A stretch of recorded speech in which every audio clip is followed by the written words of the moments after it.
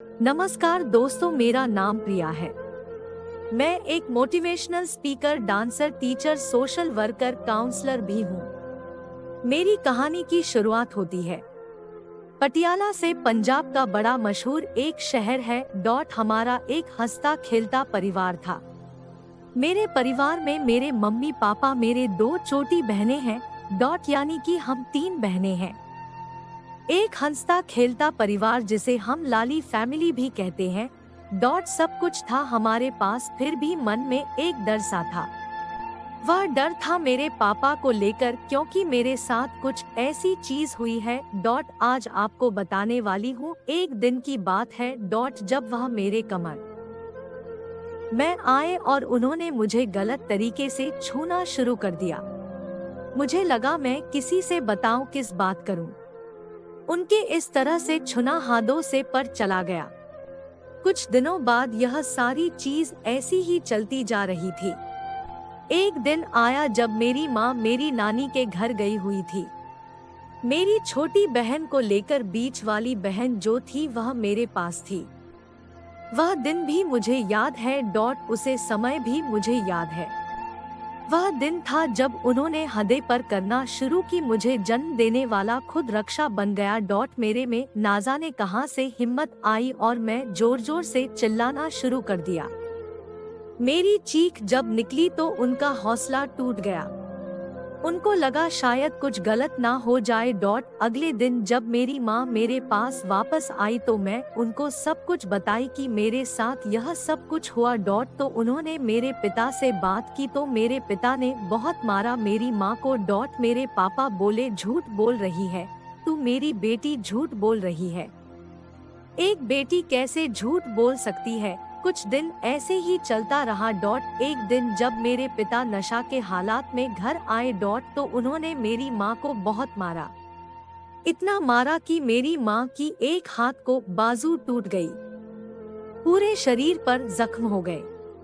अगले दिन जब मेरे पिता घर में नहीं थे तो मेरी माँ ने अटैची में कपड़ा लिए और अपने नानी के घर आ गई। 2 महीने मेरी माँ अस्पताल में भर्ती रही। एक जवान लड़की जब अपने छोटे छोटे बच्चों के साथ मायके में रहती है तो बहुत सारे बातें होती है। समझ में मेरे रिश्तेदारों ने ताने मारना शुरू कर दिया। मेरी नानी भी बोलने लगी, 4 बेटियां हैं, कैसे संभालोगे, कैसे पलोग। एक दिन ऐसा आया कि नानी ने हम लोगों को घर से निकाल दिया और हम लोग रोड पर आ गए। मेरी माँ अगर चाहती तो वापस लौट सकती थी, लेकिन वह वापस नहीं गई। दूसरे के घर में काम करके हमें पढ़ाया। मैं उस समय शायद 9वीं कक्षा में थी और एक वक्त की रोटी मिलती थी हमें खाने के लिए। क्योंकि 3 बच्चे थे हम। मैंने अपनी माँ से बोली कि मैं पढ़ना चाहती हूँ। तो मेरी माँ के सहेली ने बताया कि शहर में एक अनाथालय है, आप इसको वहाँ भेज दो। अगर इसको इतना ही पढ़ने का शौक है तो मैं अनाथालय में चली गई। और 10वीं पूरी की। मैं वहाँ से चाहती थी कि मैं डॉक्टर बनूं और उस इंसान को करारा जवाब दूं जिस इंसान ने मेरी जिंदगी बर्बाद की, लेकिन किस्मत ने फिर साथ नहीं दिया। 10वीं ही पढ़ी में फिर पढ़ नहीं पाई और 17 साल की थी जब मेरी शादी कर दी गई। शादी के बाद बहुत सारे सपने दिखाए गए, ऐसा हो जाएगा, बहुत खुश रहोगी आदि। एक साल बाद तक ठीक रहा। जब मेरा बेटा 10 महीने का था तब उसे इंसान ने अपनी फिसरात दिखाना शुरू कर दिया। उसे इंसान का असली चेहरा सामने आ गया। उसका अफेयर शुरू हो गया कि जब मैं उसको मना की तो मुझे बहुत मारा गया। जब मैं अपनी माँ से बताई तो मेरी माँ बोली कि तुम्हारी 2 छोटी बहनें हैं, उनसे शादी कौन करेगा। इतना सुनते ही मैं अपने ससुराल आ गई। अपने पति के मारपीट, गली गलौज सब कुछ सहती गई। उसे इंसान के साथ 11 साल गुजर गए। इस दौरान मैंने जॉब करना शुरू कर दिया।